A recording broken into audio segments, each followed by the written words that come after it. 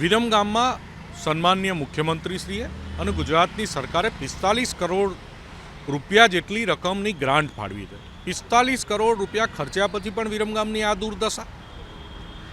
વિરમગામના નગરપાલિકાના ચૂંટાયેલા સભ્યોને, કોર્પોરેટરોને કેમ વિકાસના કામથી અળગા રાખવામાં આવતા?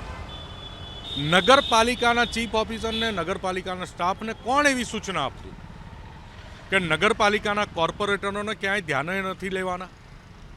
વિરમગામ નગરપાલિકાના કોર્પોરેટરોની સાથે હું ગુજરાત સરકારમાં રજૂઆત કરવા ગયેલો છું કે નગરપાલિકાનું તંત્ર, ચીફ ઓફિસર જ અમારું ક્યાંય સાંભળતું નથી, તો એ ચીફ ઓફિસરની બદલી રોકાવનાર કોણ?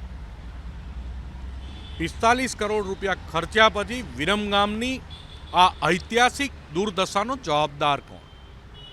અને હું તો ગુજરાત સરકારને કહીશ, મુખ્યમંત્રીશ્રીને કહીશ, કોને ટેન્ડર અપાયું, 45 કરોડ રૂપિયા ક્યાં ગયા, કેવી રીતે વપરાયા, કોને વાપર્યા, ક્યાં વાપર્યા, કંપનીના માલિકો કોણ, ટેન્ડરવાળી, આ બધાની ડિટેલમાં તપાસ થવી જોઈએ અને વિકસિત વિરમગામ થાય એના માટે બધાએ સહિયારો પ્રયાસ કરવો જોઈએ.